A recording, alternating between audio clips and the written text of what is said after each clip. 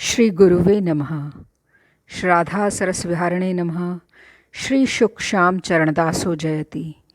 श्री सरस निकुंज पीठाधीश्वर आचार्य श्री श्री अलबेली माधुरी शरण जी महाराज जी के श्री चरण कमलों में दंडवत प्रणाम।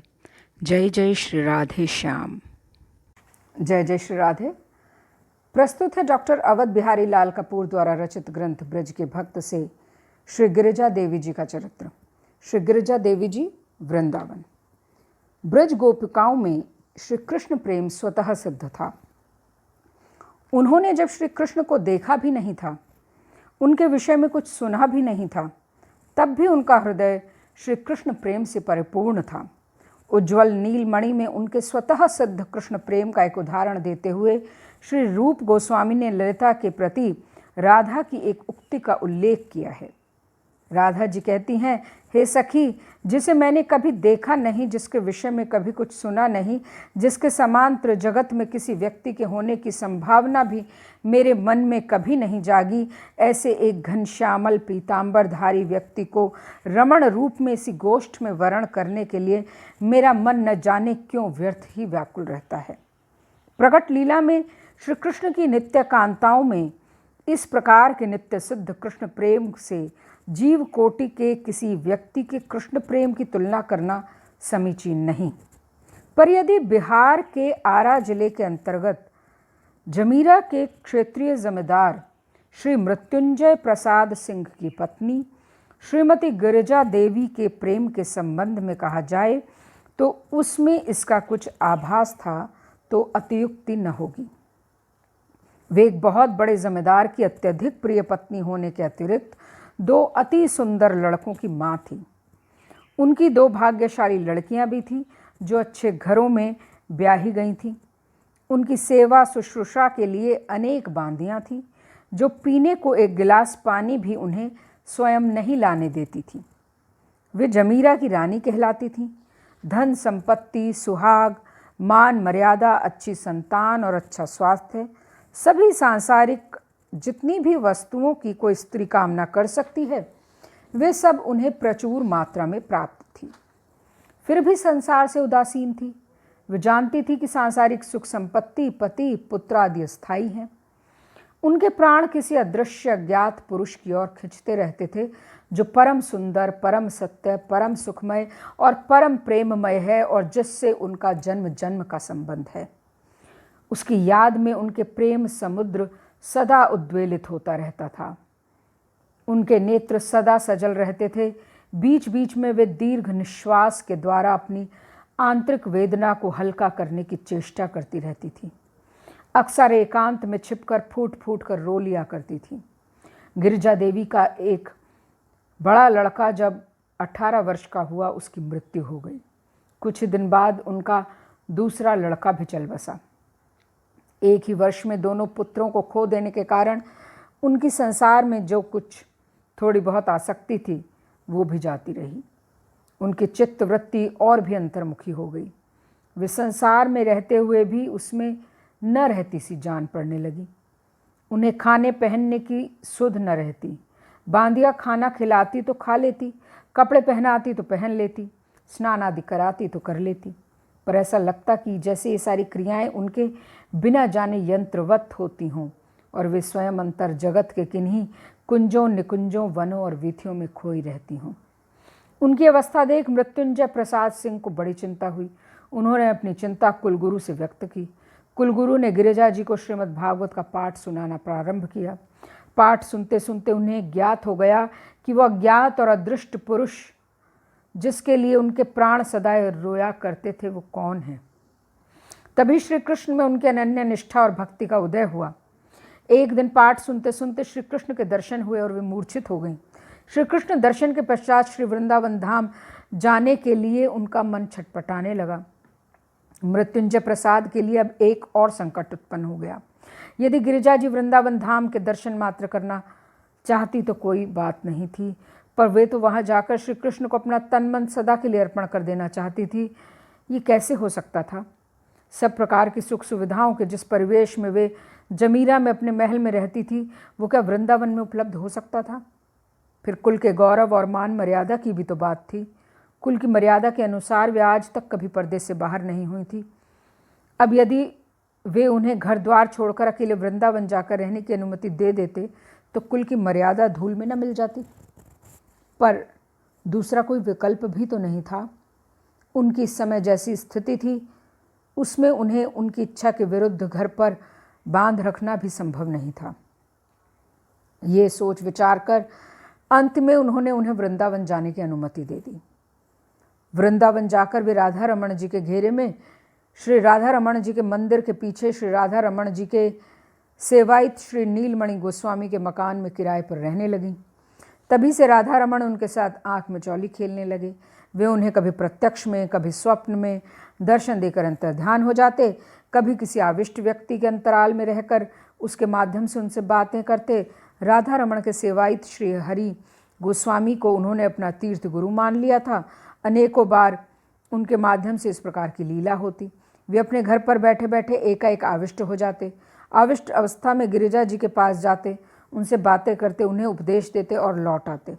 उनका आवेश छूटता तब उन्हें इस बात का कुछ भी पता नहीं रहता कि वे उनके पास क्यों गए और क्या कह आए। कभी कभी उनसे बातें करते करते उनका ये आवेश छूट जाता, तब वे अचानक अपने आप को उनके पास पाकर चकित और संकुचित होते। आविष्ट अवस्था में वे नहीं, श्री राधा रमण ही उनसे बातें किया करते। गिरिजा जी ये जानती और वे जैसा भी आदेश निर्देश करते उसके अनुरूप कार्य करती।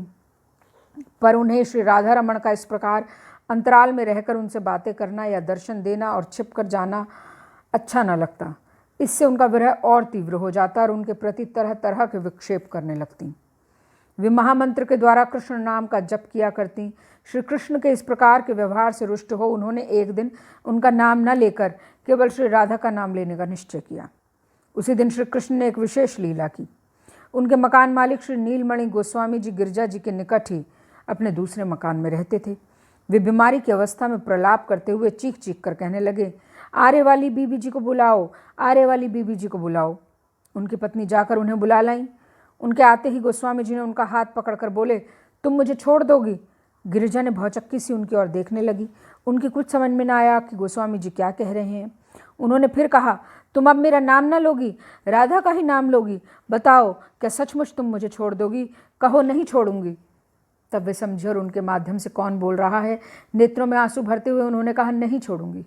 उसी क्षण गोस्वामी जी का आवेश छूट गया। वे बोले, आपने क्यों कष्ट किया बीबी जी? आप ही ने तो बुलाया था। गिरिजा ने कहा, मैंने तो नहीं बुलाया। गिरिजा जी और क्या कहती, उन्हें दंडवत कर चली आई। गिरिजा जी अपने भाव को गुप्त रखती।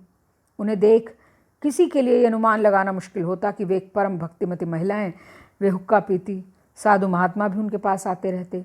उनके बीच उन्हें बैठी देख कुछ लोग उनके संबंध में तरह तरह की शंकाएं करते। श्री राधा रमण जी के एक सेवायत गोस्वामी श्री रमाकांत जी को भी उनके प्रति इसी कारण अश्रद्धा थी। परंतु भक्त कितना भी अपने आप को छिपा कर रखे, यदि भगवान स्वयं उसकी महिमा प्रकट करना चाहें तो वे कब तक छिपा कर रह सकता है। एक बार जब राधा रमण जी के मंदिर में श्री रमाकांत गोस्वामी जी की सेवा चल रही थी, वे किसी कार्यवश मथुरा गए। सेवा कार्य किसी दूसरे गोस्वामी को सौंप गए। मथुरा से रात 12 बजे लौटे उन्होंने देखा गिरिजा जी और कुछ अन्य गोस्वामी गण उनके आगमन की प्रतीक्षा में उनके दरवाजे पर बैठे हैं। उन्हें देखते ही गोस्वामी गण बोले, आज आपकी सेवा में बड़ी त्रुटि हो गई। कैसी त्रुटि?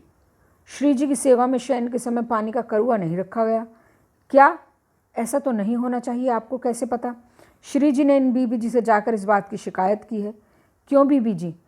रमाकांत जी ने गिरिजा जी की और विस्मय और संदेह के भाव से देखते हुए पूछा। उन्होंने कहा, हाँ महाराज, मुझसे उन्होंने कहा मैं बहुत प्यासी हूँ।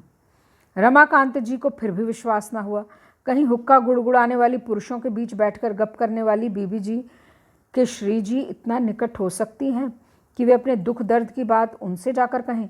पर वे इस बात को टाल भी नहीं सकते थे, क्योंकि पूर्व में एक बार ऐसी ही घटना हो चुकी थी, जब राधा रमण जी ने तटीय स्थान के महंत श्री ललित किशोरी जी से जाकर इस प्रकार की शिकायत की थी।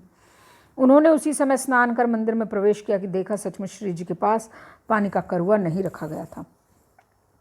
एक बार श्री नीलमणि गोस्वामी के मन में ये बात आई कि गिरिजा जी बहुत दिनों से उनके मकान में थोड़े किराए पर रह रही हैं। किसी प्रकार उनसे मकान खाली कराकर किसी और को अधिक किराए पर उठा दिया जाए। राधा रमण जी को ये बात अच्छी न लगी। उन्होंने ऐसी लीला रची कि उसी दिन कुछ देर के लिए उनका अपना ही सब परिवार अपने घर से निष्कासन होने लगा। वे उस दिन घर के सभी लोगों को कहीं बाहर गए और घर का ताला बंद कर गए। लौट कर आए तो ताली पास में होते हुए भी ताला न खोल सके। बहुत देर हो गई, गली में खड़े खड़े ताले से जूझते, पर ताला टस से मस न हुआ। दूसरे लोगों ने ताला खोलने का प्रयास किया, वे भी असफल रहे। ताला न खुलने का कारण किसी की समझ में न आया।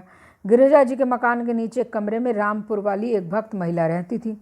उन्हें राधा रमन जी की इच्छा से प्रेरणा हुई कि गिरिजा जी के प्रति नीलमणि जी का कुछ अपराध हुआ है। यदि नीलमणि जी उनसे ताला खोलने को कहें तो खुल सकता है। उन्होंने नीलमणि जी से बात कही। नीलमणि जी ने मन ही मन सोचा, बात तो ये ठीक कह रही हैं। मैंने आज उनसे घर खाली कराने की बात मन में लाकर उनके प्रति अपराध अवश्य किया है। हो सकता है उसी के दंड स्वरूप मुझे श्री जी ने अपने घर से निकाल रखा है। वे मन ही मन गिरिजा जी के प्रति अपने को अपराधी मानते हुए और उनसे तथा श्री जी से क्षमा प्रार्थना करते हुए उनके पास गए। उनसे चलकर ताला खोलने का प्रयास करने की प्रार्थना की।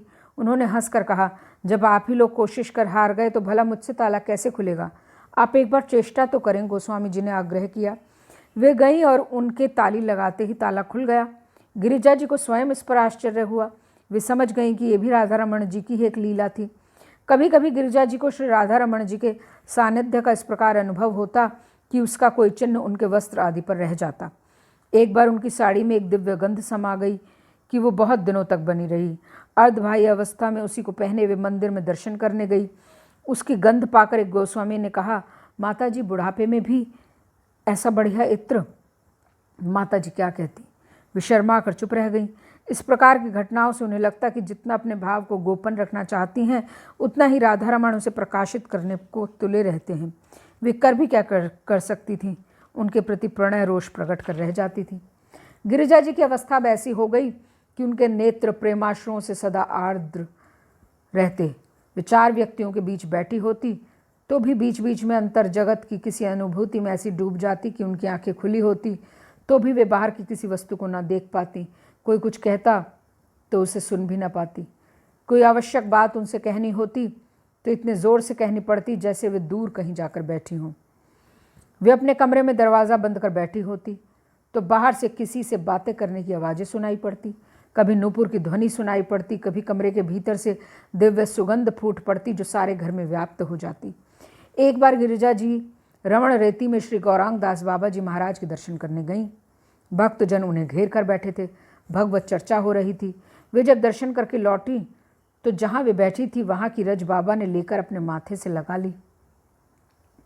उन्हें ऐसा करते देख लोगों को आश्चर्य हुआ। किसी ने पूछा, बाबा आपने ऐसा क्यों किया? उन्होंने उत्तर दिया, मैंने वही किया जो श्री उद्धव, नारद, ब्रह्मा आदि करते आए हैं, जो स्वयं श्री कृष्ण ने किया है। वो कोई साधारण स्त्री तो थी नहीं, वो गोपी थी। कुछ दिनों बाद श्री मृत्युंजय प्रसाद सिंह का देहावसन हो गया। गिरिजा जी को जमीरा जाना पड़ा। जमींदारी का कार्य देखने के लिए वहाँ कोई न था, इसलिए उन्हें वहीं रह जाना पड़ा। जमींदारी की देखभाल तो वे नाम मात्र को करती, सारा काम कर्मचारियों पर छोड़ देती। स्वयं 1-2 घंटे छोड़कर हर समय श्री राधा रमन जी की सेवा, पूजा, नाम जप और स्मरण आदि में लगी रहती।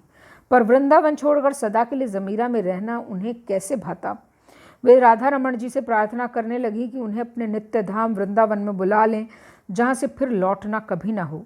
उसी समय जमीरा में एक महात्मा पधारे। उन्होंने एक बड़ा यज्ञ करना चाहा। गिरिजा जी ने उसका सारा भार अपने ऊपर लेना स्वीकार किया। 2 महीने तक एक विराट यज्ञ होता रहा। जमीरा में ऐसा यज्ञ पहले कभी नहीं हुआ था। सारा जमीरा एक अपूर्व आनंद से ओतप्रोत हो गया। यज्ञ की पूर्णाहुति के दूसरे दिन गिरिजा जी स्वस्थ अवस्था में ही अपना पार्थिव शरीर छोड़कर नित्य धाम को चली गईं।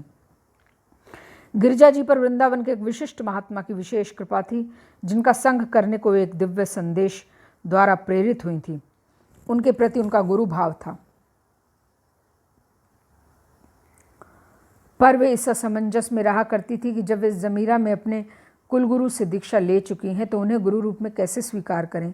एक बार वे उनके और उनकी भक्त मंडली के साथ मंडलेश्वर गईं। मंडलेश्वर से कुछ दूर एक गांव में उन महात्मा का कीर्तन होने को था। कीर्तन के पूर्व गिरिजा देवी के मन में बात आई, यदि इनमें और मेरे कुल गुरु में कोई भेद नहीं है तो मुझे इन्हें गुरु मान लेने में कोई हर्ज नहीं है। तो ये आज वही कीर्तन करें जो जमीरा में मेरे दिया करते थे। उन्होंने कीर्तन आरंभ किया, भज गोविंदम भज गोविंदम, गोविंदम भज मूढ़मते। यही वो कीर्तन था जो उनके कुल गुरु किया करते थे। गिरिजा जी कीर्तन सुन रोमांचित हो गई। उन्होंने उन्हें गुरु रूप में स्वीकार कर लिया और वे अपने भजन की सब बातें उनसे कहने लगी। एक बार उन्होंने उन्हें अपने पिछले 18 जन्मों की कथा विस्तार से सुनाई थी। उनके अनुसार ये उनका अंतिम जन्म था। श्री राधा सरस बिहारी लाल की जय।